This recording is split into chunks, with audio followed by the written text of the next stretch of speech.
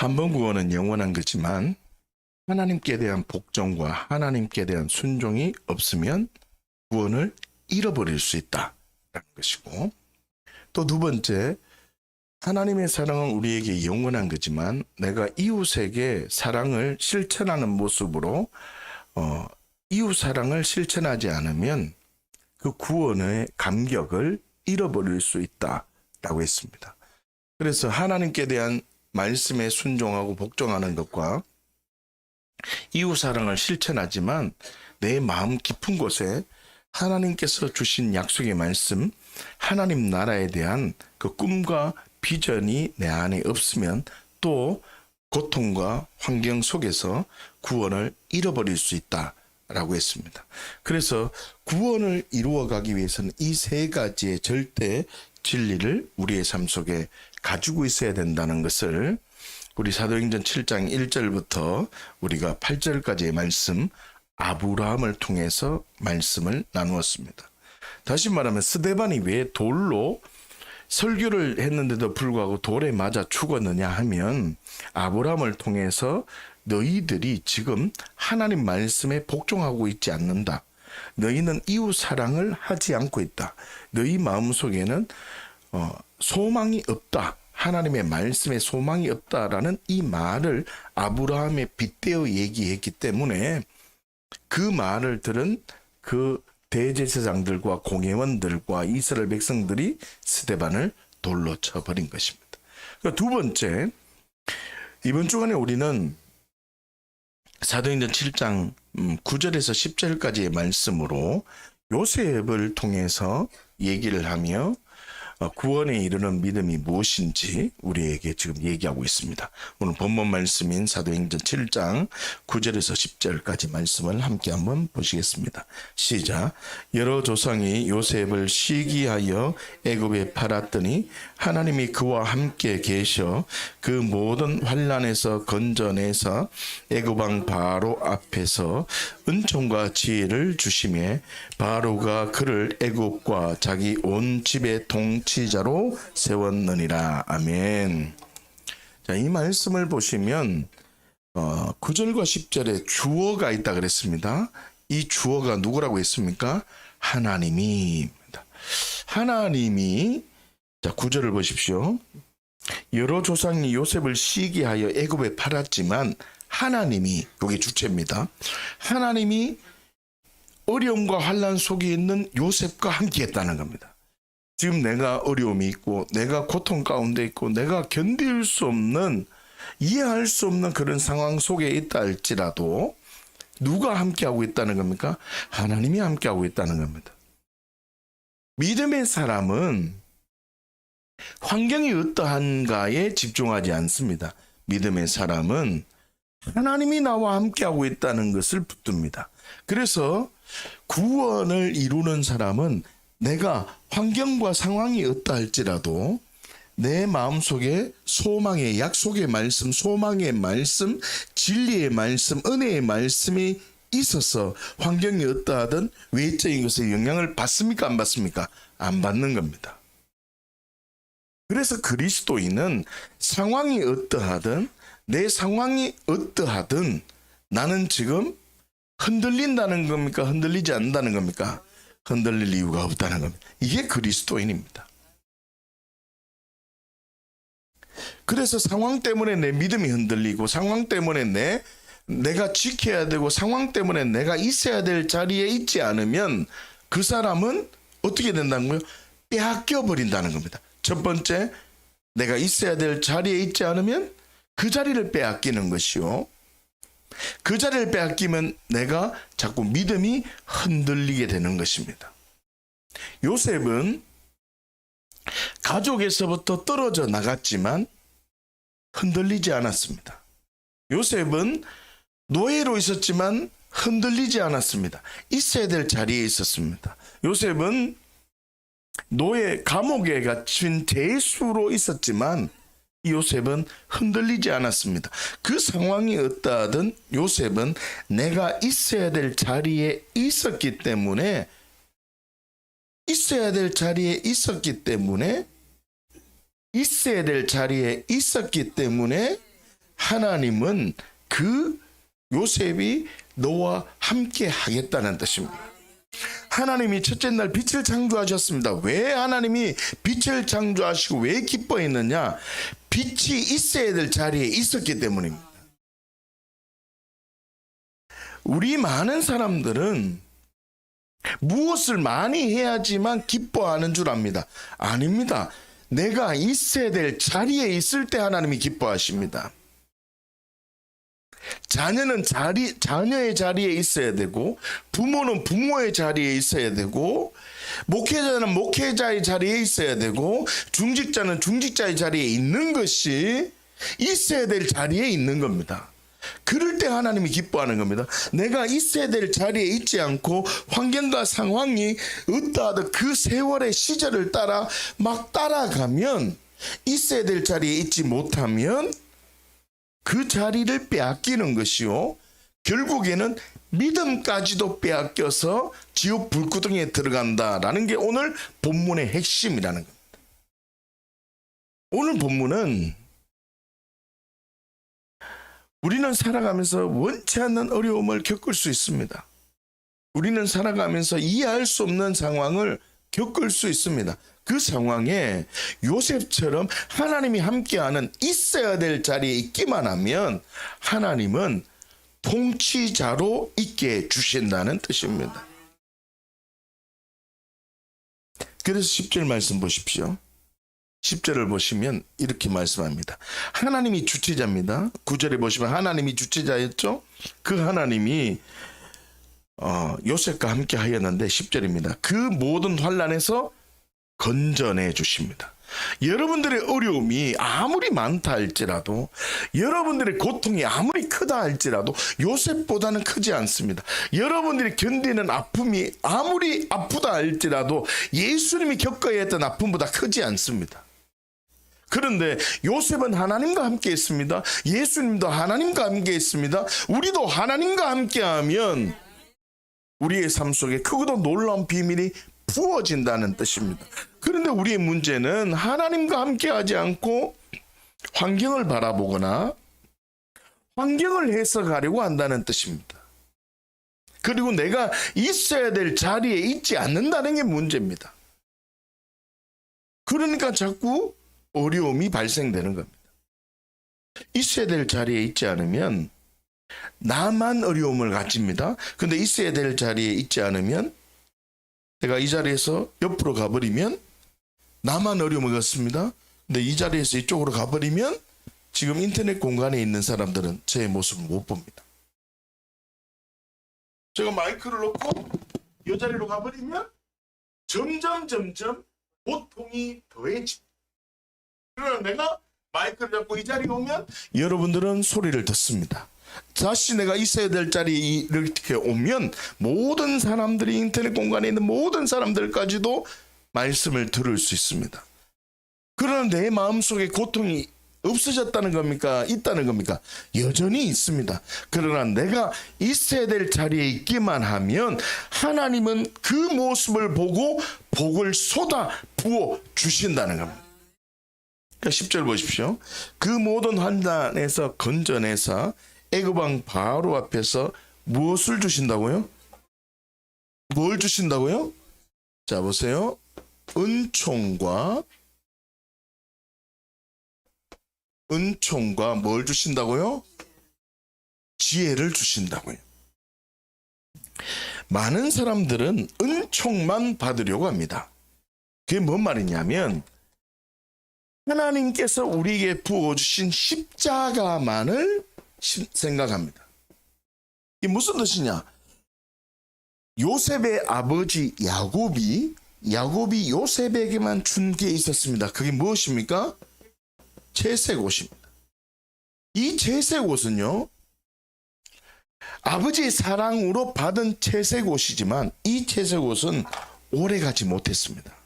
이 채색옷은 도리어 이 채색옷 때문에 형들에게 공격받았습니다. 이 채색옷 때문에 도리어 노예의 옷을 입어야만 했고, 이 채색옷 때문에 도리어 죄수의 옷을 입었어야만 했다는 뜻입니다.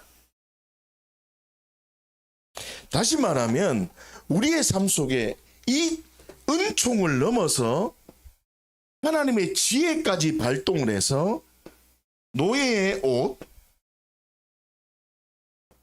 죄수의 옷이 어떻게 바뀌어져야 된다는 뜻입니까? 사도행전 7장 10절 말씀 볼까요? 그 모든 환난에서 건져내사 애굽 왕 바로 앞에서 은총과 지혜를 주셨습니다. 은총만 받은 게 아니라 은총과 지혜를 같이 받음으로 어떤 일이 발생했냐? 바로가 그를, 요셉을 애굽과 자기 온 집에 뭐로 세우신다고요? 통치자의 옷을 입혀주십니다. 많은 사람들은 통치자의 옷을 입기를 원하십니다. 많은 사람들은 내 삶 속에 풍성한 열매가 항상 있는 증인의 복을 누리기를 원합니다. 그러나 지혜가 없다는 게 가장 큰 문제입니다. 가장 큰 문제는 지혜가 없다는 게 문제예요. 노예의 옷이 내게 막 오면 그 노예의 옷 속의 비밀을 알지 못합니다. 노예의 옷이 입혀졌습니다. 가족에서 떨어졌습니다. 가족이 나를 멸시합니다. 가족에서 너 우리 집에 있지 말라고 나가라고 그럽니다. 그러면 그 문제를 해결해 달라고 기도하는 것이 아니라 하나님을 봐야 되는 겁니다. 원치 않게 감옥에 들어갔습니다. 그러면 감옥에서 나를 건져내 주세요라고 기도해야 되는 것이 아니라 환경의 영향을 받으면 안 되고 하나님께 집중해야 된다는 뜻입니다. 그런데 많은 사람들은 이 은총, 하나님이 나를 자녀 삼아 주셨으니까 빨리 노예의 옷을 벗겨주십시오. 하나님이 나를 자녀 삼아 주셨으니 빨리 죄수의 옷을 벗겨주십시오. 이 기도는 잘하는데 왜 하나님이 노예의 옷을 입혔는지, 왜 하나님이 죄수의 옷을 입혔는지에 대해서는 집중하지 않는다는 뜻입니다. 이 말이 뭐냐? 지혜가 없다는 뜻입니다. 이 지혜가 있기를 예수님으로 축복합니다. 이 지혜는 뭐냐? 뭐라 그랬죠? 제가 하나님의 말씀이라는 겁니다. 다시요, 잘 보십시오. 여러분들이 하나님 구원에 이르는 믿음을 가지셔야 됩니다. 많은 사람들은 예수님은 나의 주인이시고 예수님께서 십자가에 죽으시고 사흘 만에 다시 살아난 것을 믿습니다. 아멘. 이렇게 믿었습니다. 그러나 삶을 살아가다 보면 채석 옷이 벗겨져서 죄수의 옷과 노예 옷을 입게 될 수 있습니다. 그러면요, 이 가지고 있던 말씀 놓아버리고 내 마음대로 신앙생활하고 내 마음속에 말씀이 없습니다. 내 마음대로 신앙생활합니다. 이런 사람, 말씀이 하나님의 말씀을 놓아버렸는데 이 사람 입은 주로 시인하고 입은 부활을 얘기하지만 말씀을 놓아버렸다고요. 이 사람은요, 무방비 상태입니다. 이 사람은 내가 악한 영을 이겨낼 방법이 없습니다. 이 사람은, 그러나 말씀을 갖고 있는 이 사람은 좀 부족하고 연약해도 이 사람은요, 말씀이, 나를 구원한 이 말씀이 나를 보호해주고 지켜주는 겁니다. 그러나 이걸 놔버리면 우리는 언젠가는 하나님께서 나에게 주신 은총이, 하나님께서 나에게 베풀으신 하나님의 사랑이 점점 악한 영에 휘말려서 우리는 언젠가는 지옥 불구덩이로 들어갈 수밖에 없다는 겁니다. 무엇 때문에요? 말씀을 놓아버렸기 때문에. 그래서 내 삶 속에 죄수의 옷과 내 삶 속에 노예의 옷이 오게 된, 다시요, 내 삶 속에 살아가면서 이해할 수 없는 일들이 일어나거나 내 삶 속에 어려운 일들이 일어나거나 내 삶 속에 원치 않는 일들이 일어나면 그 문제를 해결해 주세요라고 기도할 일이 아니라 하나님의 뜻을 발견하고 내가 있어야 될 자리에 있기를 원하신다는 뜻입니다. 그러면 하나님은요, 통치자의 옷을 입혀주십니다. 그러면 이 지혜가 무엇이냐? 여러분, 무식한 복음 전자가 나에게 복음을 전해줍니다. 저는 지금 자, 지금은 내가 예수님을 안 믿는 상태라고 합시다. 안 믿는 상태입니다. 내 마음대로 살아갑니다. 그런데 무시간 복음 전자가 내한테 복음을 전해줍니다. 야, 너 이 말씀 한번 믿어봐. 예수님이 너를 위해서 죽으셨고 예수님이 너를 위해서 부활하셨고 예수님이 너와 함께 하셔. 예수님이 십자가에 죽으신 이유가 너의 죄의 문제인데 그 죄 때문에 사망으로 끌려가게 되는데 그 죄는 죄의 종류나 형태나 무게 때문에 죄를 결정하는 것이 아니라 네 마음대로 산 것, 내가 주인으로 산 것 때문에 예수님이 십자가에 죽으셨고 너 주인으로 살지 말고 예수님이 주인 되어 살라고 정말 부활하셨고 그 부활의 몸은 시공간을 초월하는 정말 상상 초월하는 그 몸이다. 이것을 믿으면 너 하나님께서 너를 새로운 피조물로 세워주신다. 이 말씀을 듣고 내가 믿어지지 않습니다. 이 말씀 듣고 부활이 다 믿어지지, 부활까지도 믿어지지 않습니다. 이해가 되지 않는다는 말입니다. 그런데 이 말씀 내가 벌써 믿기로 결정한 겁니다. 이 말은 뭐냐? 십자가는 믿어진다는 말입니다. 왜 그러냐면 십자가는 예수님께서 정말 이 땅에 오셔서 죽으셨기 때문입니다. 아직 부활이라는 영역은 아직 믿어지지 않는 겁니다. 다시요.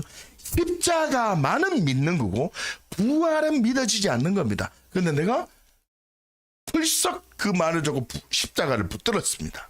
자, 그러면 이걸 내가 붙잡으면 하나님께서 나에게 준 채색 옷을 붙잡았다는 말입니다. 하나님께서 나에게 주신 사랑을 붙잡았다는 겁니다. 아직 다 이해가 됐습니까? 이해가 되지 않았습니까?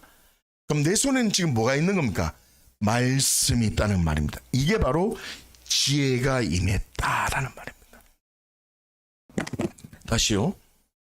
이 지혜가 어떤 이에게는 성령으로 말미암아 지혜의 말씀이 오면 어떻게 되어지냐면 그 다음에 지식의 말씀이 오게 되어집니다. 이게 무슨 말이냐면 지식의 말씀이 임했다는 말은 경험되어졌다는 말입니다. 지혜의 말씀은 깨달았다는 뜻이고 지식의 말씀은 경험되어졌다는 말입니다. 이렇게 경험되어지면 그 다음 세 번째 은사가 뭐냐면 믿음의 은사가 옵니다. 다시 말하면 내가 지금 잘 보십시오. 무식한 복음 전자가 내가 복음을 전해지만요 예수를 믿어야 돼 라고 하면 말씀이 내 앞에 왔다는 겁니다. 그러면 지혜의 말씀이 내한테 둥둥둥 떠 있다는 겁니다. 지혜의 말씀이 내가 탁 붙들면 지혜의 말씀이 내 안에 왔다는 말입니다. 그 말씀이 내가 왔는데 이 말씀이 내가 다 안다는 말입니까? 모른다는 말입니까? 다 모릅니다. 여러분, 저도 이 말씀 다 모릅니다. 여러분 삶 속에 여러분 하나님의 말씀이 경험되어졌다는 것과 하나님의 말씀을 알고 있다는 것과는 천지차이입니다. 여러분 동정녀의 몸에서 예수님이 탄생했다는 거 어떻게 믿어집니까? 어떻게 믿어져요? 다 믿어지는 게 아니란 말이에요. 그러나 십자가의 사건을 붙들고 나니까 십자가의 능력이 내 안에 오는 겁니다. 어떨 때는 질병이 치유되고 어떨 때는 문제가 해결되고 어떨 때는 내가 상상을 초월하는 일들이 십자가의 능력에서 내게 부어지는 겁니다. 그러고 나니까 십자가 뒤에 예수님이 죽으시고 3일 뒤에 뭐 하셨다고요? 부활하셨다는 게 그까지도 믿어지는 겁니다. 다시요. 예수님께서 십자가에 죽으셨습니다. 이 사실을 붙들었습니다. 자, 그런데 부활까지는 믿어지지 않는 겁니다. 그러나 십자가를 붙들고 기도하고 십자가를 붙들고 내가 지금 지혜로 온 이 말씀 십자가의 믿음이 내 안에 자꾸자꾸 가까이 옵니다. 그러면 이 말씀 십자가를 통해서 십자가는 모든 죄와 저주가 해결되잖아요. 그럼 내 안에 해결되어졌죠. 지식의 말씀이 왔다는 말입니다. 지식의 말씀이 오고 믿음이 되어진 겁니다. 두 번째, 십자가를 붙들고 나니까 모든 죄와 저주를 헤어져주고 십자가의 말씀 보니까 모든 내 질병도 치유되어진다고 그러잖아요. 그런데 기도하다 보니까 내 질병이 치유되어지는 게 경험, 지식이 왔다는 말입니다. 그러니까 십자가에서 내가 죽고 예수님께서 나를 위해 죽으셨다는 걸 보니까 모든 물질의 문제, 관계의 문제도 풀어진다고 하셨죠. 그런데 내가 이 십자가를 붙들고 살아가다 보니까 내 관계의 문제, 내 상황의 문제가 해결되는 게 경험되어진 겁니다. 그게 지식이 왔다는 말입니다. 그러면 내가 죄와 저주가 해결되어지는 지식, 내가 질병이 치유되는 지식, 내 관계의 문제가 해결되는 지식이 세 가지가 풀렸잖아요. 그러면 이게 부활이 좀 더 말씀 속에서 부활했다는 게 지식이 된 게 지혜가 예수님이 부활했다는 지혜가 내 안에는 지식으로 와서 믿음으로 되어지는 거예요.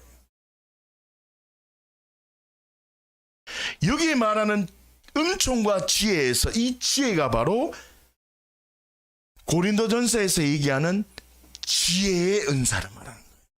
같은 단어예요.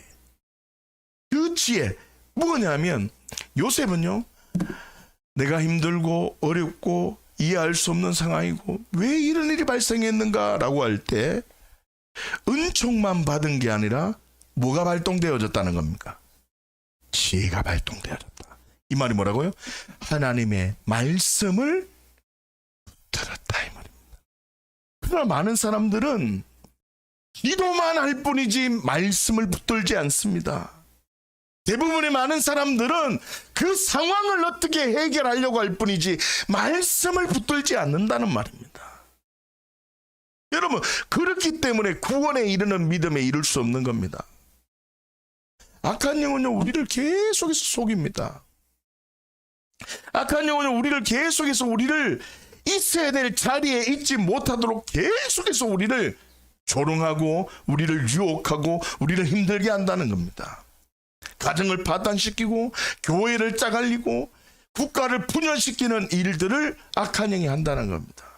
그런데 그 속에서 우리가 있어야 될 자리에 있을 수 있는 비결은 지혜라는 겁니다. 그 지혜는 하나님의 말씀을 봐야 됩니다. 지혜의 근본은 하나님이십니다. 지식의 근본도 하나님이십니다. 믿음의 근원도 하나님이어야 됩니다. 그러니 이 말씀을 내가 보면 일단 읽으면 내 안에 뭐가 옵니까? 지혜가 옵니다. 내가 말씀을 읽으면 내가 있어야 될 자리에 있고 말씀을 읽으면 내가 뭐가 온다고요? 지혜가 옵니다. 그 지혜를 내가 믿음으로 동의하면 그 지혜가 언젠가는 경험되어집니다. 그러면 지식이 왔다는 겁니다. 여러분들이 하나님을 아는 지식이 가득하기를, 풍성해지기를 예수님 축복합니다. 그러려면 하나님의 말씀을 봐야 되는 것이고, 어려움이 있을 때 그 어려움에 반응하는 것이 아니라 하나님의 말씀에 반응해야 되는 겁니다.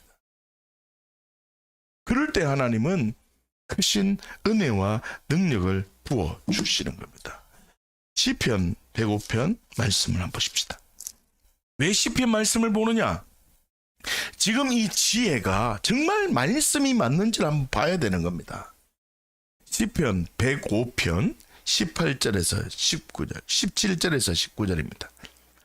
105편 17절부터 19절 보시겠습니다. 세 절인데 함께 보십시다. 시작. 그가 한 사람을 앞서 보내셨으며 요셉이 종으로 팔렸도다. 그의 발은 착고를 차고 그의 몸은 쇠사슬에 매였으니 곧 여호와의 말씀이 응할 때까지라. 그의 말씀이 그를 단련하였도다. 아멘. 자 보세요. 17절에 보면 그가 한 사람을 보냈는데 그가 요셉이라는 사람입니다. 요셉이 종으로 팔렸어요. 여러분 삶 속에 요셉과 같은 어려움이 많습니다. 이해할 수 없고 견딜 수 없는 어려움, 마음의 갈등, 여러 가지 원치 않는 일들이 일어날 수 있습니다.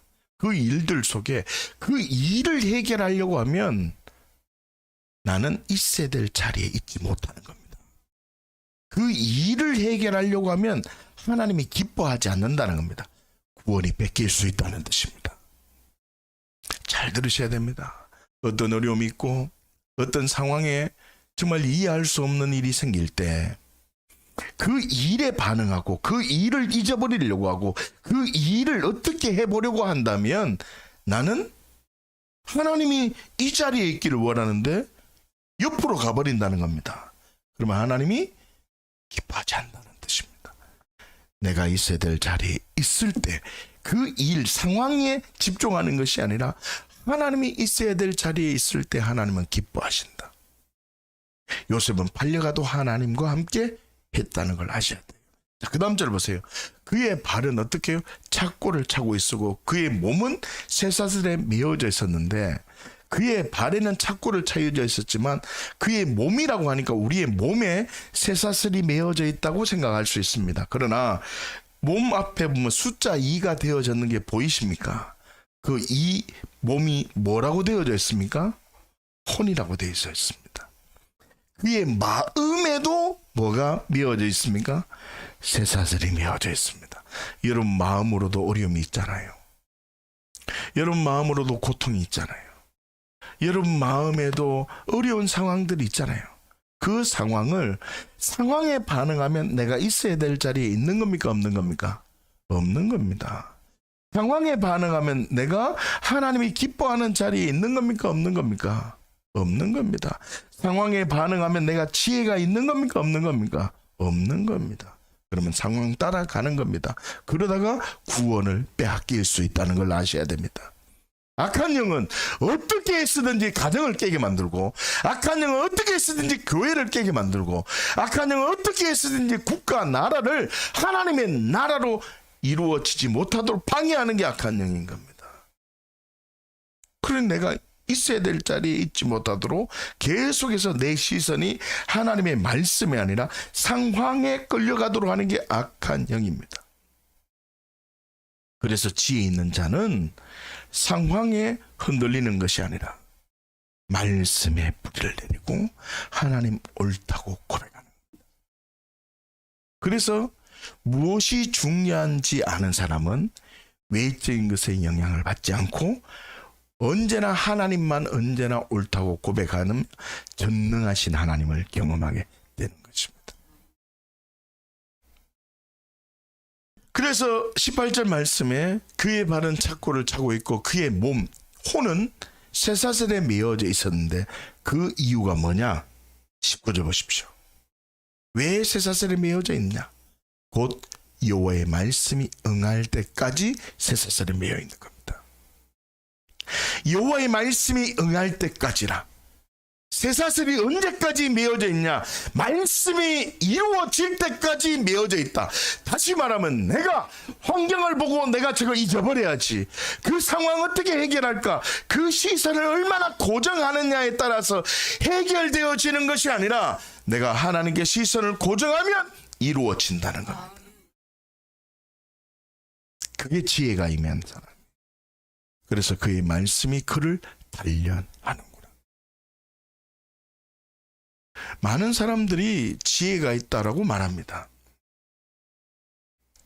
지혜 있는 사람은 하나님의 말씀을 붙들고 있는 사람. 지혜 있는 사람은 내 안에 소망을 가지고 있는 사람.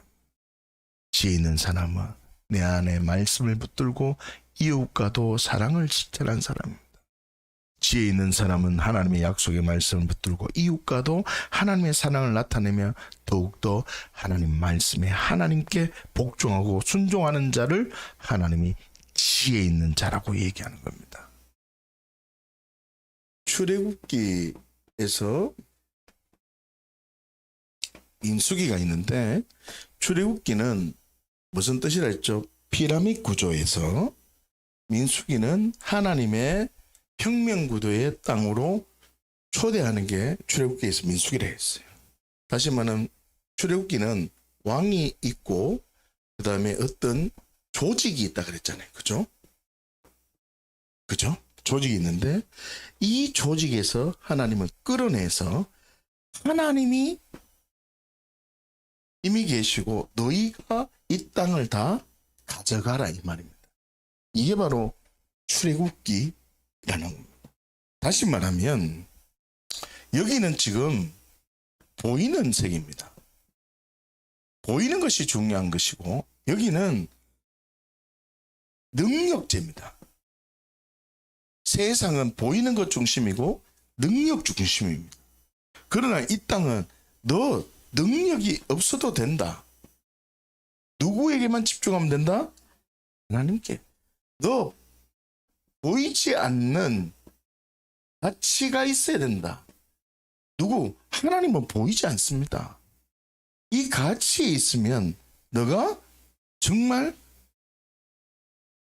출애굽한 것이라는 것입니다. 다시 말하면 예수님을 믿는다는 말이 내가 지금 내 한계를 초월할 수 있는 분이 누구라는 겁니까? 하나님이라는 겁니다. 예수님을 믿는다고 하면서도 안 돼. 아, 이거 어렵다. 이게 절대로 안 된다. 이런 말을 교회에서 하면요. 어찌 말하면 정말 믿음이 없는 사람. 예수님을 믿는다는 말은 너 힘으로는 도저히 될 수 없는 사람이지만 누구 때문에? 너 된다 이 말입니다. 그러니 내 힘으로는 도저히 그 능력을 초월할 수 없지만 하나님이 너를 세워 능력과 권능과 크신 편팔과 능력의 손으로 너를 지켜서 세워주겠다. 이게 하나님이십니다. 얘들아, 너 보이지 않는 세계의 가치를 가져야 돼.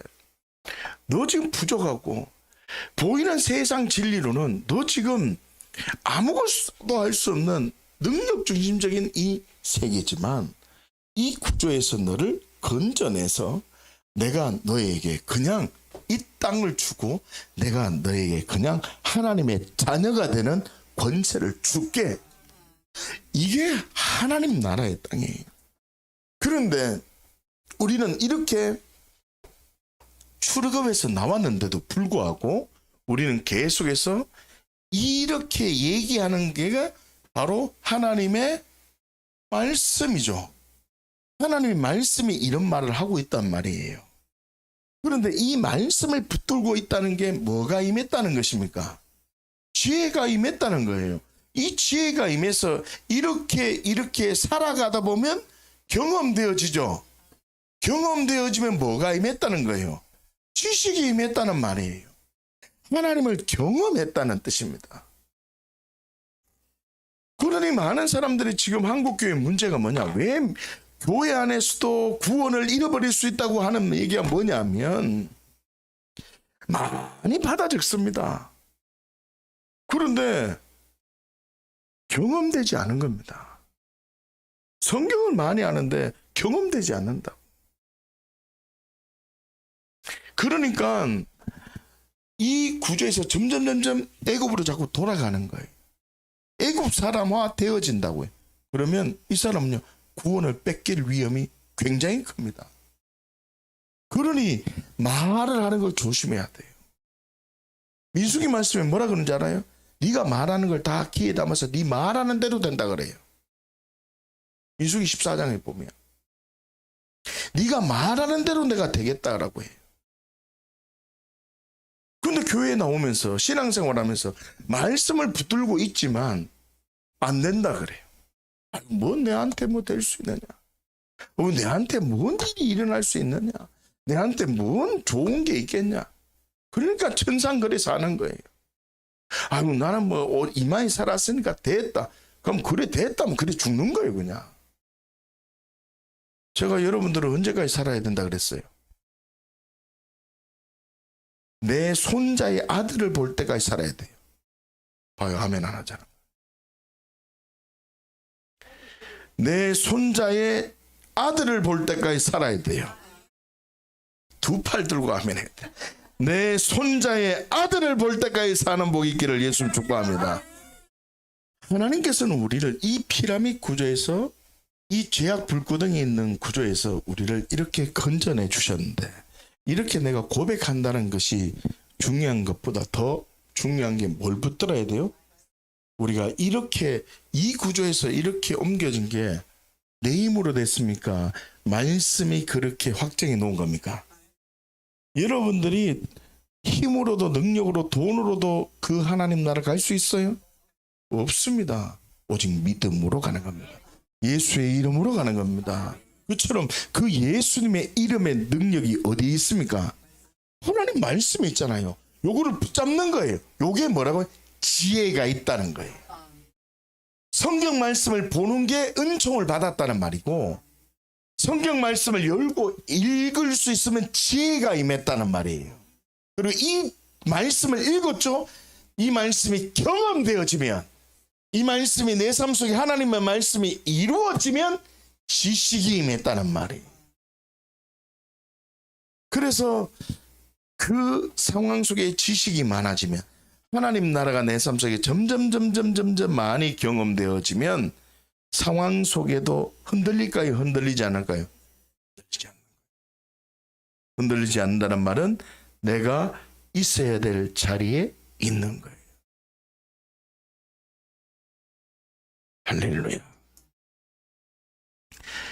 지금 우리의 상황은 지혜가 있어야 돼요. 그 지혜는 뭐냐? 여러분 다 어려운 상황이 있어요. 물질의 고통, 요셉처럼 마음의 고통, 요셉처럼 가족 안에서 따돌림 당하는 고통, 요셉과 같이 억울한 상황이 있는 고통 다 있다고요. 다 있어요. 그러나 요셉처럼 은총과 지혜가 임하면, 은총과 지혜가 임하면, 그 지혜가 뭐라고요? 하나님 성경을 보는 게 아니라 성경을 잡으면 은총이라 했죠? 여러분 지금 이걸 구분하셔야 돼. 이걸 구분하지 못하면 구원을 뺏길 수 있어요. 이거를 무시간 복음 전달을 통해서, 이게 복음 전달팔이에요. 지금 복음 전달을 통해서 내 안에 말씀을 얘기하면 내가 한번 믿어볼까 하고, 여기 다 와 있잖아 지금. 그럼 여기 뭐라고요? 은총을 받은 거라고. 자, 그러면 은총, 교회 여러분 다녀도 성경 한번 안 읽어보고 평생 살아간 사람 많아요. 성경을 안 읽는 사람이 많다고. 그런데 이거를 펴서 어떻게 해요? 읽으면 뭐라고요? 지혜가 왔다는 거예요. 읽으면 뭐라고요? 지혜가 왔는데 이거를 믿고 이 말씀이 경험되어지면 지식으로 왔다는 거예요. 그러면 내 안에 왔죠? 요게 믿음이라고. 그러니까 내 믿음이에요? 그리스도의 믿음이에요? 말씀이 믿음이에요? 내가 믿는 거예요? 그러니까 믿음이에요. 그럼 뭐요? 잘 보세요. 무식한 복음 전자를 통해서 내가 말씀을 잡았죠. 그러면 내가 이에 대해서 믿는 거예요? 그냥 잡은 거예요? 그냥 잡은 거예요. 믿기로 결정했다는 거예요. 뭐라고요? 믿기로 결정한 거야. 자, 성경책가 은총을 받아서 성경 펴죠? 그럼 내가 경험한 거에 그냥 읽는 거예요. 그냥 읽는 거라고. 나도 읽으면 다 이해 안 돼. 나도 다 안 돼. 목사도 이해 안 되는데 평신도가 이해된다는 거 다 목사 해야 돼. 교수를 하든지. 아니 성경을 다 읽으면 다 이해가 안 된다는 게 그게 당연한 거예요. 성경을 읽으면 잠이 오는 게 당연한 거예요. 성경을 읽으면 이해가 안 된다. 그거 당연한 거라니까. 그러나 자꾸 읽고 자꾸 읽으면, 여러분 두부를 썰고 요리를 하면 여러분 손 베입니까? 안 베죠? 왜 그래요? 많이 해봐서 그렇잖아. 그러니까 성경 처음 읽는데 어떻게 이해가 돼? 자꾸 잠이 오는 게 당연한 거지. 다시요. 여러분 내가 지금 무식한 전자를 통해서 내가 이 말씀 교회 한번 나오기로 했다고, 내가 나오기로 믿기로 결정한 거야. 아직 경험되게 아무것도 없다고요. 그런데 이 말 지금 잘 들으셔야 돼요. 무식한 복음전을 통해서 내가 믿기로 결정해서 다 이해가 안 돼도 교회 한번 와볼게 그래서 왔죠. 맞죠? 누구로 인해서 왔죠? 그래서 내가 성경책을 폈어. 읽지만 깨달아져요? 안 깨달아져? 안 깨달아. 그냥 읽는 거야. 읽다 보이 어떻게 해요? 믿어지는 거야. 읽다 보니까 경험되어지는 거야. 아직 내가 믿어보기로 결정하고 난 다음에 내가 믿음이 온 거라고요. 6장 65절 보세요. 우리가 주는 하나님의 거룩하신 자이신 줄 믿고 알았사옵나이다 그러잖아요. 알고 믿었다는 게 아니라 믿고 알았다 그러잖아요. 뭔 말이냐? 내가 믿기로 결정하고 요 말씀 하나님의 말씀인 줄 믿고 그냥 읽기로 결정, 다 이해 안 돼. 그러나 믿기로 결정하고 믿음으로 말씀을 보니 이 말씀이 내 삶 속에 와서 꿈틀거려서 말씀이 이루어진 거야. 그러니 말씀이 이 안에 들어온 거란 말이죠. 이런 사람은요, 믿기로 결정하고 나니 경험되어졌죠. 이런 사람은 교회에서 어떤 말씀이 선포되어지면 믿기로 결정했기 때문에 즉각적으로 믿음이 이루어지는 거예요. 즉각적으로 그 말씀에 반응하는 거예요. 왜냐하면 믿고 알아가기 때문에. 그러나 이래요. 부활하신 예수님이 내 앞에 바울처럼 나타나면 믿겠다고 그래요. 내한테 막 갑자기 하나님이 내 앞에 나타나서 뭐 누가 보니까 이래 간증하더만 천국 지옥을 보여주고 그러면 내가 믿겠다라고 하는 사람이 있어요. 이렇게 하다 보니 우연찮게 자기 삶 속에 질병이 치유되어져서 하나님이 살아계심이 믿어지고 막 경험되어져서 믿어지게 된 거야. 질병이 치유되어져서 믿음을 갖게 된 사람이 있어. 그럼 이 사람의 출발은 경험되어지고 믿게 된 거죠. 맞죠? 경험되어져서 믿게 된 거죠. 그러니까 이 사람은 어떻게 하냐? 하나님 말씀이 어떤 말씀이 선포되어지면 바로 믿음을 안 취해요. 어떻게 하냐? 하나님 이 말씀 붙들려고 하는데 요래 역사하면 내가 이 말씀 붙들게요 그래요. 제 말 이해됩니까? 요 말씀이 선포되면 하나님 오늘 내가 아침에 일어나서 솜에 이슬이 있고 땅에는 이슬이 없으면 믿을게요. 그 다음날 가서 그럴 수 있으니까 요 말씀 나오면 하나님 손뭉치에는 이슬이 없고 땅에만 이슬이 맺히면 내가 믿을게요. 이렇게 말씀을 말씀 그대로 믿는 게 아니라 현상이 나타나면 이 말씀 믿는다라고 하는 사람이 되는 거예요. 베드로가 있잖아요. 고넬료 집에 가기 위해서 복음이 증거되기 위해서 하나님이 3번이나 베드로한테 역사를 해요. 3번이나 이거 잡아먹어라. 그럴 수 없습니다. 잡아먹어라. 그럴 수 없습니다. 잡아먹어라. 그럴 수 없습니다. 저 그랬잖아요. 하나님이 그런 틀에 박힌 사고방식은요. 하나님이 나타나도 역사하지 못해요. 왜요? 알고 믿으려고 하는 사람은요. 하나님의 말씀이 지혜로 끝나버려요. 지식으로 안 온단 말이죠. 믿음의 출발을 어떻게 해요? 믿고 알아가야 돼요. 어떻게 해요? 믿고 알아가야 돼요. 믿고 알아가지 않으면 구원에 이르는 믿음에 이룰 수 없는 거예요. 선포되는 말씀이 그대로 믿음으로 반응하려면 믿음의 출발이 어떻게 된다고요? 하나님의 은총이 오면 내가 지혜로 반응해서 이해되지 않을지라도 읽는 거예요. 이해되지 않아도 그냥 보는 거예요. 그 말은 뭐예요? 있어야 될 자리에 있는 거라고. 그러면 하나님이 기뻐한다고. 자 보세요. 이게 하나님 말씀이죠. 야, 이게 하나님이라 벌써요. 이게 말씀이라고. 내가 이 말씀이 있는데 이걸 냅두고 다른 데가 있어. 그럼 내가 있어야 될 자리에 있는 거 아니죠. 근데 내가 환난과 고통이 오지만 말씀 붙들고 내가 다 믿지 않아. 근데 말씀 붙들고 이 말씀 믿으려고 해요. 믿으려고 한다고. 그러면 이 말씀이 이루어진다. 제가 그랬죠. 동일한 상황 속에 어떤 사람은 기쁘다 할 수 있고 어떤 사람은 불안하다, 불평이 났고 우울하다 그럴 수 있다 그랬잖아요. 동일한 상황에도 어떤 사람은 기뻐하는 사람이 있고 동일한 상황에도 어떤 사람은 불안하다 하는 사람이 있어. 왜 그런 줄 알아요? 행복하다, 기쁘다라고 생각하는 사람은 행복한 사람이고 아이고 어렵다 하는 사람은 어려운 사람이 될 수밖에 없어. 내가 무엇을 선택하냐에 따라서 그 인생의 결론이 달라진다는 거예요. 그러니 여러분들이 내가 믿음으로 취하면 통치자의 옷을 입고 믿음으로 취하지 않으면 계속해서 죄의 속옷이 입혀지는 거예요. 오늘 이 말씀 생각하고 믿음으로 반응해서 복음을 영원하게 하기를 예수님 축복합니다. 함께 기도하십시다.